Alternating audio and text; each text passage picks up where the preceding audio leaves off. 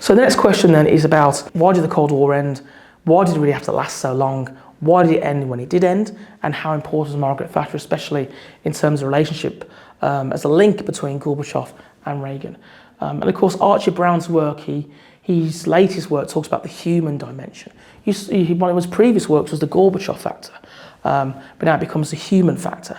So before he gave all the credit to Gorbachev for ending the Cold War, but now he kind of thinks about actually the different characters involved and the roles that they all played, especially Reagan, Thatcher and Gorbachev. Of course, Thatcher's kind of famously attached to this ending of the Cold War because she's the one who says, I like Mr. Gorbachev, we can do business together, because she meets him in camp in Chequers in 1984, before he becomes the General Secretary of the Soviet Union. And she goes and meets with Reagan in Camp David in December 1984 and tells him that she's very impressed by Gorbachev as actually somebody you can talk to. He's not an ideologue, you actually have a discussion rather than another old man as leader of the Soviet Union who reads some pre-prepared statements and so on. But in terms of how crucial was she to the end of the Cold War, it depends really on what side of the historiography you're going to fall on. If a central question of the Cold War is why did it end, it's also how did it end, what caused it to end.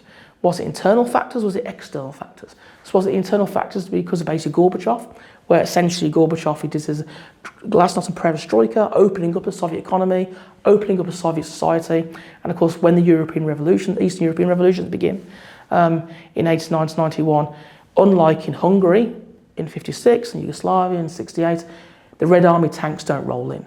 So Gorbachev realised if we can't keep the Soviet Union together peacefully, because people want to be part of it, then there's no point trying to keep it together by force. There's also the argument that Reagan wins the Cold War. The idea that peace through strength, that Reagan essentially what he wanted to do was rebuild the American military, American nuclear arsenal, to essentially force the Soviet Union into offering a diplomatic, negotiated surrender, if you will. He wants to bring them to the bargaining table to really wind down the Cold War and to end it. Because don't forget, Ronald Reagan, he's unique at the time. He actually believes that the Cold War can end. He says to one of his senior advisors, and even becomes president, that his strategy for the Cold War is we win and they lose. No one really talks about it like that. They always thought about détente, trying to get the best deal possible from the Soviet Union, trying to get the best accommodation possible.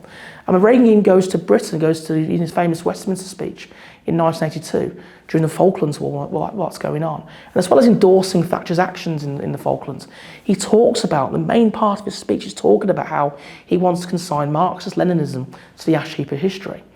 Everyone thinks he's mad.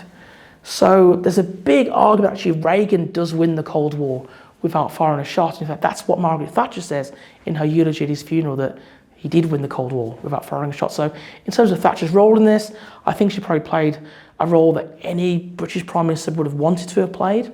So really the bigger question is, did it end because of Reagan, because of Gorbachev, or maybe because of a bit of both?